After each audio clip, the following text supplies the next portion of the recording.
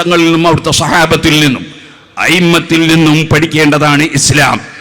അതനുസരിച്ച് ജീവിക്കുമ്പോഴാണ് ഖുർആൻ അനുസരിച്ച് ജീവിക്കുന്നവരാകുന്നത്. ചെറിയൊരു ഉദാഹരണത്തിന് വേണ്ടി ഞാൻ പറയുന്നു. നബി സല്ലല്ലാഹു അലൈഹി വസല്ലം പറഞ്ഞു, ഇന്നി ലസ്തു മിസ്ലക്കും, ഞാൻ നിങ്ങളെപ്പോലെയുള്ള ഒരാളല്ല. ഇന്നി ലസ്തു കഅഹദിൻ മിൻകും, ഞാൻ നിങ്ങളിൽ ഒരാളെപ്പോലെയും അല്ല. ഇമാം ബുഖാരി അത് റിപ്പോർട്ട് ചെയ്യുന്നുണ്ട്. പക്ഷേ നബി തങ്ങൾ പഠിപ്പിച്ചതിന് നേരെ വിരുദ്ധമായി സുബ്ഹാനല്ലാഹ് അല്ലാഹുവിന്റെ ഖുർആൻ ദുർവ്യാഖ്യാനം ചെയ്തു. ഖുൽ ഇന്നമാ അന ബശറും മിസ്ലുക്കും യൂഹാ ഇലയ്യ അന്നമാ ഇലാഹുക്കും ഇലാഹും വാഹിദ് എന്ന ആയത്തിന്റെ അപ്പുറവും ഇപ്പുറവും ഒക്കെ മാറ്റിവെച്ച് ഇന്നമാ അന ബശറും മിസ്ലുക്കും, ഞാൻ നിങ്ങളെപ്പോലൊരു മനുഷ്യൻ തന്നെയായിരുന്നു എന്ന് എഴുതി വെച്ചവരും പ്രസംഗിച്ചവരും ഇവിടെയുണ്ട്. ഇതുപോലെ പരിശുദ്ധ ഖുർആൻ നോക്കിയാൽ വലഖദ് ആതൈനാ മൂസൽ കിതാബ ഫലാ തകും ഫീ മിർയത്തിൻ മിൻ ലിഖാഇഹി വജഅൽനാഹു ഹുദൻ ലിബനി ഇസ്രായീൽ. മൂസാ നബി അലൈഹിസ്സലാമിനെ മുഹമ്മദ് നബി സല്ലല്ലാഹു അലൈഹി വസല്ലം കണ്ടു എന്ന് ഖുർആൻ പറയുന്നു. മൂസാ നബി അലൈഹിസ്സലാമിനെ കണ്ടു എന്ന് ഖുർആൻ പറയുന്നു. നമുക്കറിയാം, മിറാജിന്റെ രാത്രിയിൽ ആകാശലോകത്ത് കണ്ടിട്ടുണ്ട്. അതേപോലെ ഇസ്രായിന് വേണ്ടി പോയപ്പോൾ ഖബറിൽ വെച്ച് നിസ്കരിക്കുന്നതും കണ്ടിട്ടുണ്ട്.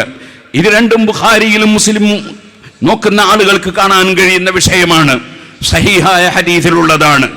പക്ഷേ നമുക്കറിയാം, പലപ്പോഴും ജനങ്ങളോട് ഫലസ്തീനിൽ മുസ്ലിമീങ്ങൾക്ക് പ്രശ്നമാണ്, ലെബനാനിൽ പ്രശ്നമാണ്, യുപിയിൽ പ്രശ്നമാണ്.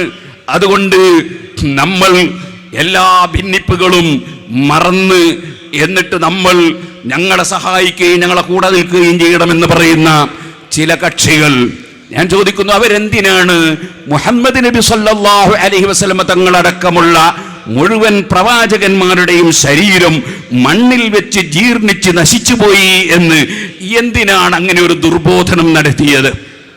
അതുകൊണ്ട് ഫലസ്തീനിലെ പ്രശ്നം പരിഹരിക്കുമോ? അതുകൊണ്ട് ലെബനാനിലെ പ്രശ്നം പരിഹരിക്കുമോ? സിറിയയിലെ പ്രശ്നം പരിഹരിക്കുമോ?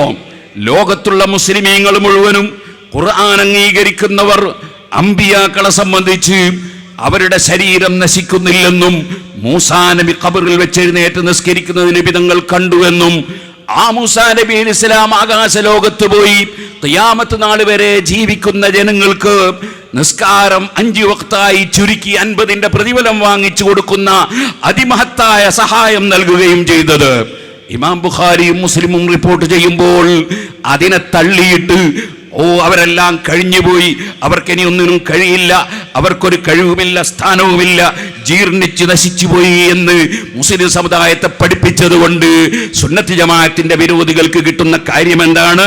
സമുദായത്തിന് കിട്ടുന്ന കാര്യം എന്താണ്? നിങ്ങൾ ആലോചിച്ചു നോക്കൂ. മഹാനായ